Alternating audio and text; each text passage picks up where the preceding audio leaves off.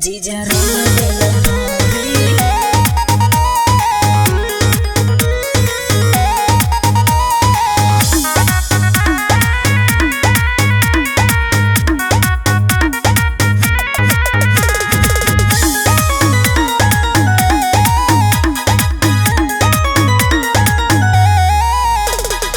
बेतारू काहे तू गारी हो असो रंगे दए हमर प्यारी हो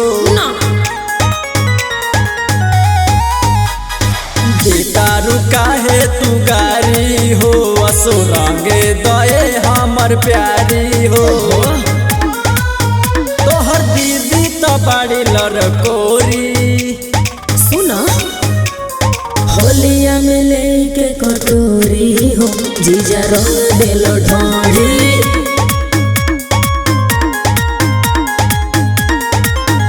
हर जानी तोला भरवा न छोड़ी हो जीजा रंग देलो ढोली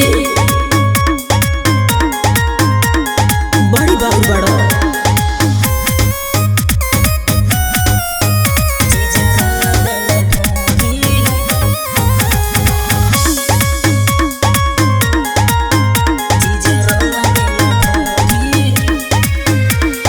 जीजा हई हक बाटे साली हमारा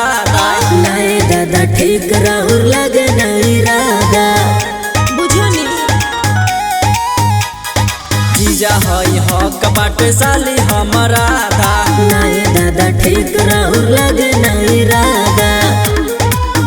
पीछे कारी से खोला बाजे डोरी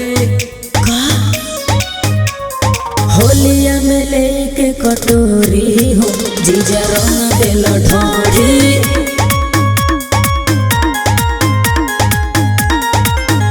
अरे जानी तोला भरवा न छोड़ी हो जीजा रंग देलो ढोली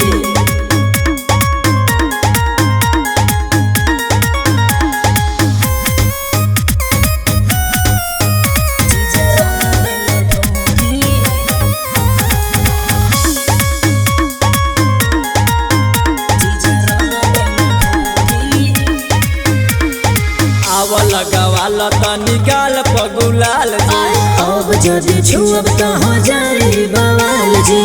बुझनी ए जी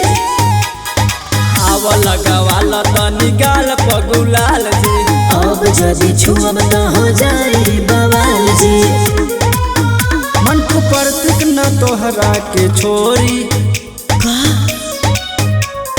होलिया में लेके कटोरी हो जीजा रंग देलो